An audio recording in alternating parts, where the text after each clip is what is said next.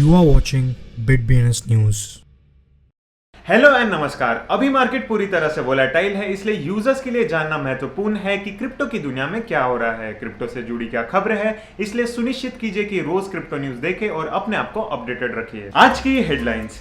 El Salvador के president Nayib Bukele ने 80 bitcoins $19,000 each पर खरीदे। FCF पे पेमेंट मेथड के रूप में शिबा इनू इकोसिस्टम का कॉइन बोन का समर्थन ऐड करता है। फेसबुक ने यूएस क्रिएटर्स के चुनिंदा ग्रुप के लिए NFT फीचर लॉन्च किया। डोजकॉइन और शिबा इनू के एक्टिव एड्रेसेस में 30% की बढ़ोतरी देखी जाती है। रिपल, कोलंबिया सरकार लैंड रजिस्ट्री के लिए XRPL ब्लॉकचेन का उपयोग करने के लिए तैयार है। Mastercard report. सर्वे में रिस्पोंडेंट्स में से 51% ने लैटम में कम से कम एक क्रिप्टो करेंसी लेन देन पूरा किया है। बिटकॉइन 2022 के सेकेंड क्वार्टर में 56% से गिरा, जो कि एक डिकेड में सबसे खराब प्रदर्शन रहा है। क्रिप्टो इन्वेस्टर्स एक बार बाजार नीचे आने के बाद $25 बिलियन तैनात करने के लिए रेडी है। OneCoin की फाउंडर रुजा इटनाटुआ अब FBI के 10 मोस्ट वांटेड फ्यूजिटिव में से एक है। सैकड़ों बोर्ड ऐप NFT ओनर्स ने अपने NFT को ब्रांड्स को किराए पर देने के लिए साइन अप किया। टेरा के क्रिप्टो टोकन UST और लूना क्लासिक को रहस्यमय प्रकार से इस वीक में पंप किया गया, जिसमें UST 470% से बढ़ गया। एनालिसिस के हिसाब से रिटेल इन्वेस्टर्स बिटकॉइन के डीप को खरीद रहे हैं। XRP के नेटवर्क गतिविधियों में बढ़ोतरी देखी गई। यूनिक एड्रेसेस की संख्या 2.5 साल के उच्चतम स्तर तक पहुंच गई।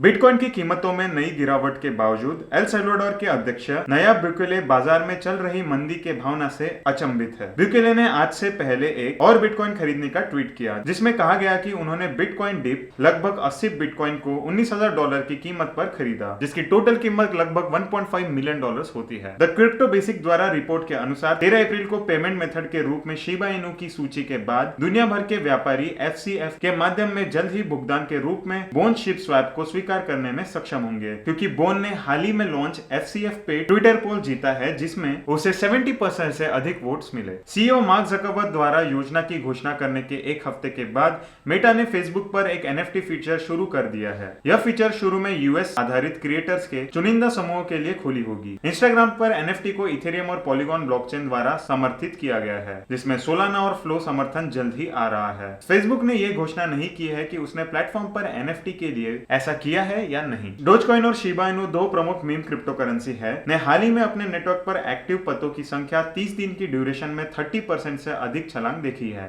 डोजकॉइन पर एक्टिव पतों की संख्या 32% से बढ़कर लगभग 123,000 से 137,000 तक पहुंच गई है, जबकि शिब में 35% की वृद्धि देखी गई, जिसमें लगभग 3,975 से पतों की संख्या 5,222 पतों तक पहुंच गई। एक साल के काम के बाद बार्सिलोना स्थित software development firm Ripple partner क्लियरसेट टेक्नोलॉजी ने XRPL ब्लॉकचेन के ऊपर कोलंबिया की पहली नेशनल लैंड रजिस्ट्री को लॉन्च करने की घोषणा की। सोल्यूशन शॉर्ट टर्म में 100,000 से अधिक रजिस्ट्रेशन करने की उम्मीद करता है, जिससे कोलंबियन लोगों की विश्वास बढ़ने की गारंटी होगी। पेमेंट प्रोसेसिंग की दिग्गज कंपनी मास्टर कार्ड द्वारा यूजर्स को यह पता है कि क्रिप्टो करेंसी क्या है। रिपोर्ट में यह कहा गया है कि लैटम में आधे से अधिक यूजर्स ने कम से कम एक बार क्रिप्टो करेंसी का लेन देन किया है। इसके अलावा सर्वे में शामिल 1/3 ने भुगतान के लिए एक स्टेबल कॉइन यूज करने की घोषणा की है। बिटकॉइन की चल रही मंदी की वजह से क्रिप्टो करेंसी में इस क्वार्टर में खराब रिटर्न्स रजिस्टर करने पड़े, जो कि एक डिकेड से अधिक समय में सबसे खराब मूल्य पर पहुंच गया है, क्योंकि सामान्य क्रिप्टो बाजार में अभी भी बेयरिश ट्रेंड है। 2022 के Q2 के दौरान बिटकॉइन की कीमत 56.27% से गिर गई और वह $20,000 की कीमत से ऊपर आने में संघर्ष कर रहा है। क्वांट एनालिस्ट के एनालिस्ट जो का यह कहना है कि इन्वेस्टर्स के पास एक्सचेंजेस में $25 बिलियन मूल्य के स्टेबल कॉइन्स है,